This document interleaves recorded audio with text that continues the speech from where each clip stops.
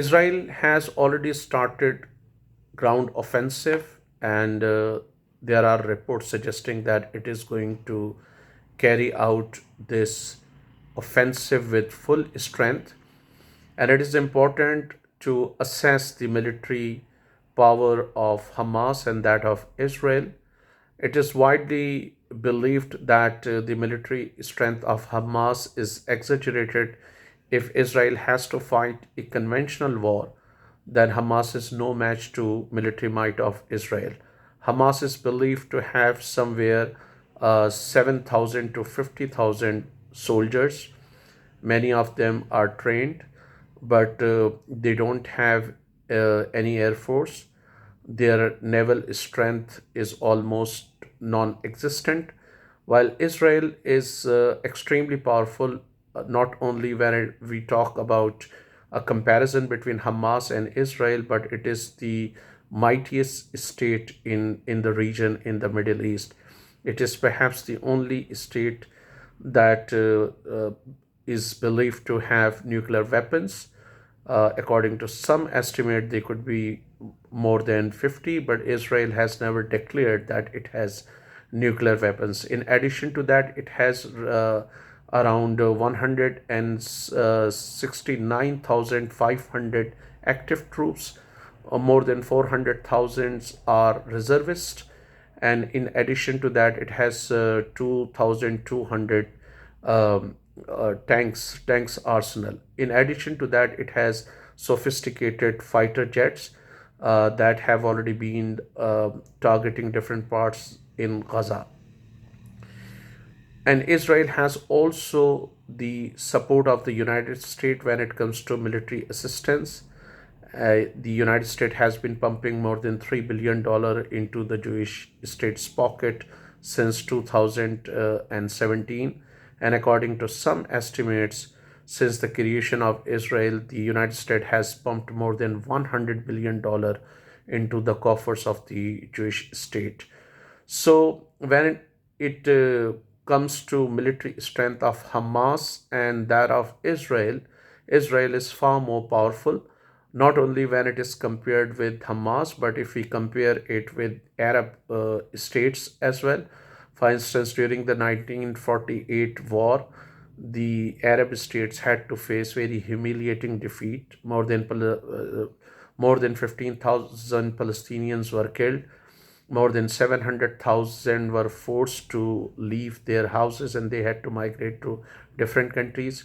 During the Six-Day War of 1967, Israel carried out preemptive strike, destroying air force of Egypt and Syria within no time. In the same way, during the decade of 50s, it had tensions with Egypt, and even during the Suez Canal, it demonstrated that it is quite capable of waging a multi-front war. So Israel, technologically, it's very advanced.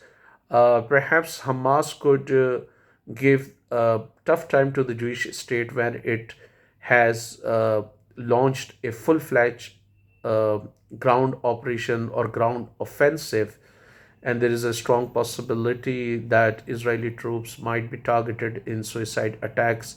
Hamas is believed to dug more than 200 tunnels, according to some estimate around 300 tunnels, and it would be very difficult for Israel to hunt the fighters of Hamas and eliminate them, especially when they try to enter these tunnels.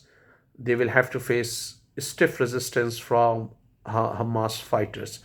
But as far as victory or defeat is concerned, it's very difficult to predict. In the all previous conflicts, uh, Israel had, an edge, or in a way, it more or less won all the wars. And even today, militarily, it is very powerful. And we can also look at facts and figures. Since 1920, even before the creation of Israel, there used to be clashes between the indigenous Arabs and the Jewish immigrants. And since 1920, more than 91,000 Palestinians have lost their lives, while over 20,000 Israelis have lost their lives, or the Jewish people have lost their lives. But in the wars that were fought between Israel and Arab state, Israel has always won. As far as the external support is concerned, even if Hamas banks on Hezbollah is believed to have more than 100,000 soldiers, but it is believed that the active number of soldiers is somewhere between 20,000 to 50,000. Again, Hezbollah does not have any strong air force. It does not have any infrastructure that could help it to wage a naval war against Israel.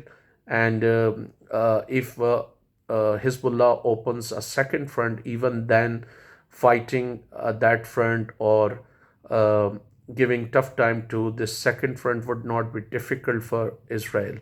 And there is a strong possibility that more civilian casualties will be witnessed if the conflict escalates into a full-fledged war. As far as external powers are concerned, it's highly unlikely that Russia would come to the support of Hamas. It might try to supply weapons, but it cannot come to Palestinian territory the way it intervened in Syria and help Bashar al-Assad eliminate ISIS or Daesh. It cannot do that.